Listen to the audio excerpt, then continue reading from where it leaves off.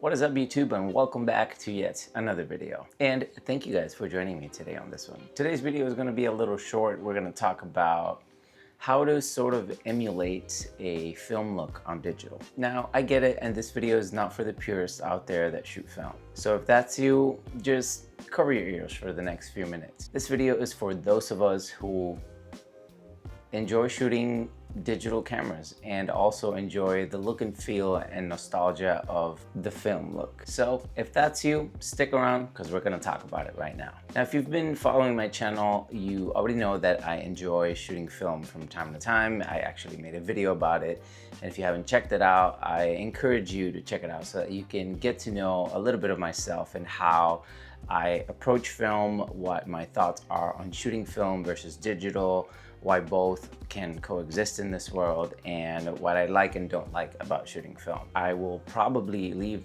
that video linked to this video so you can check it out on your own time.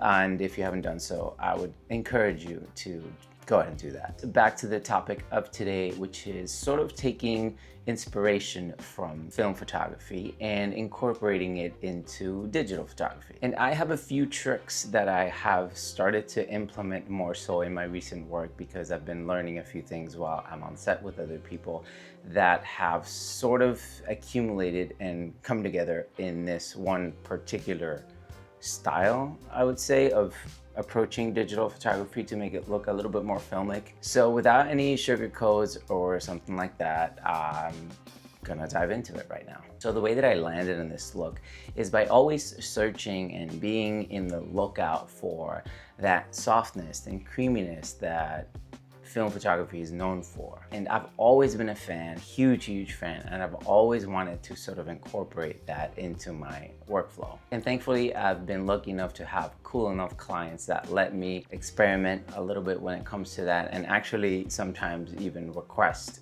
that look for their images. So that's what I've been doing for about, I would say, like half a year now, that I've been sort of experimenting with little things here and there to sort of, come up with this that I am about to tell you. And it's not just a preset, it's something that we also do on set in order to elevate the images or sort of get them into a place that they look right, so that when you do go ahead and edit, you are that much closer to this soft and creamy, nostalgic look.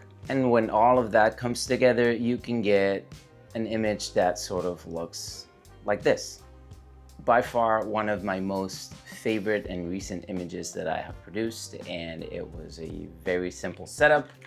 I'm holding it right here right now, and I want to talk about all of the things that I have put in on this camera and in front of this camera to sort of get me that much closer to this like whole filmic vibe. And then we're going to talk about how I sort of process the files and all that. So I shot this image on my Nikon ZF, which is a very much digital camera, super sharp, super high quality. And the lens that I'm using on this camera is the Nikon 17-28 2.8, which is also a very sharp and very modern lens that has pretty much no character. So to offset that, I have triple stacked some filters onto this camera. So you can see it right here. There's 3 filters attached to the front of this camera, and they all serve somewhat of a purpose in this crazy mess, but it'll make sense in a second. All right, so the first filter that we have here is a black pro mist of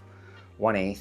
The second filter that I have right on top of that is a 1/4 pro mist filter as well. Now, the reason that it is a 1/8 and a 1/4 is because the first time that I shot with a 1/4 filter, I thought that I needed for it to be a little more erratic. So I went ahead into my bag and I got the 1/8 filter, and then I started to see a lot of softness in the image, and I really like that. So ever since then, I've been double stacking filters whenever I want to get some sort of like creamy and like, hazy, dreamy vibe. On top of that though is the newest thing that I've been doing with this whole setup, which is a 6-point star filter. And what this filter has is just a bunch of lines that make you, scatter the light and give you that star look. Here you can see an 8 star.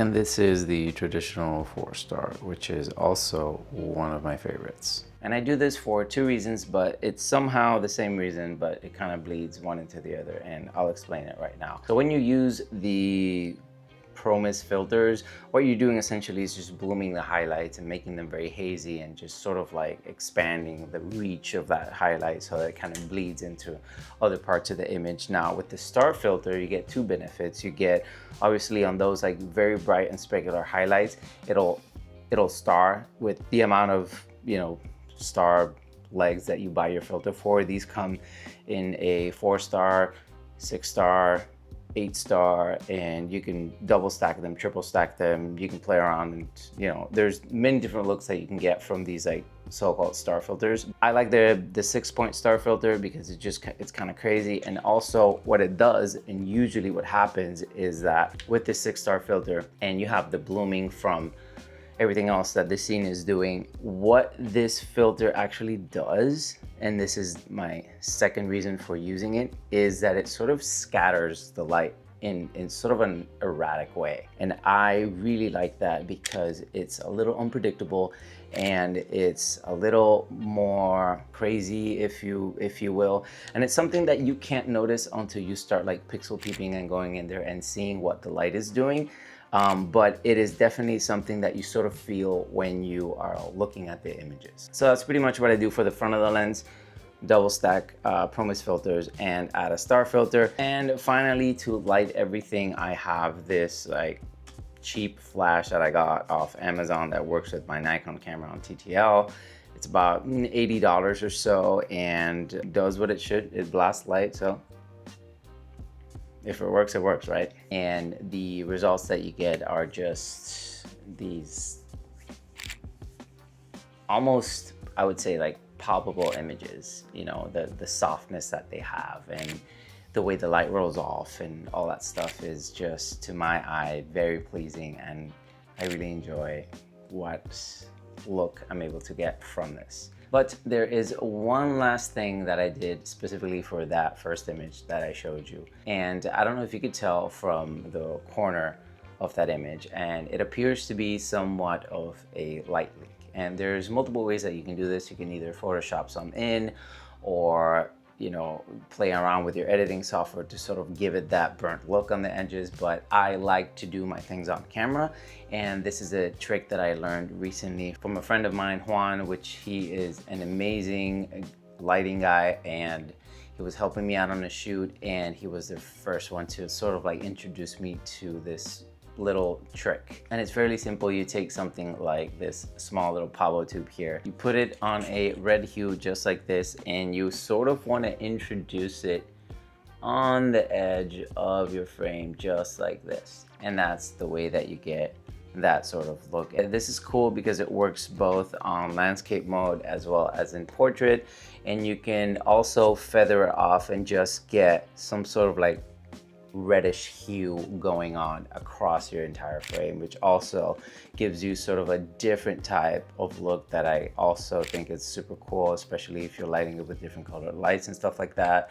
So this little trick came in super handy, and I've been having so much fun using just like this little Pablo tube and this whole setup that I got right here, and creating images that I feel look super nice. For the editing, I do all my editing and photography processing on Lightroom because it's a program that I started my photography journey in, and I kind of like feel super comfortable using. So that's where I process my images. And throughout the years of working as a photographer and, you know, building looks for clients and all like that, I've built my own base of presets that I use on a regular basis, depending on what lighting conditions and type and look and feel of shoot I'm going for. And that's exactly what I did for these images. I have this one preset that I knew was gonna work perfectly for flash photography and this sort of kind of vintage look. And what I did was I applied that to the images. I tweaked it just ever so slightly with the white balance and the overall exposure of the image, and that was it. Now, I don't want to go too much into detail about how exactly I pulled off the look, because I feel that I could just make an entire separate video on that topic alone. But what I will do is this: since you have stuck around for this long in the video and you have listened to everything I have to say, I want to thank you for watching this video by giving away the exact preset that I used to edit these images on the description down below.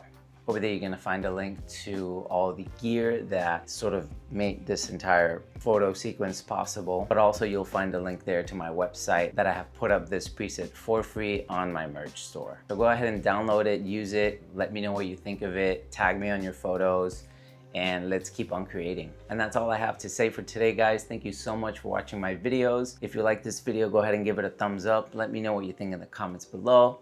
Subscribe to my channel if you haven't done so already, and I will see you guys on the next one. Peace.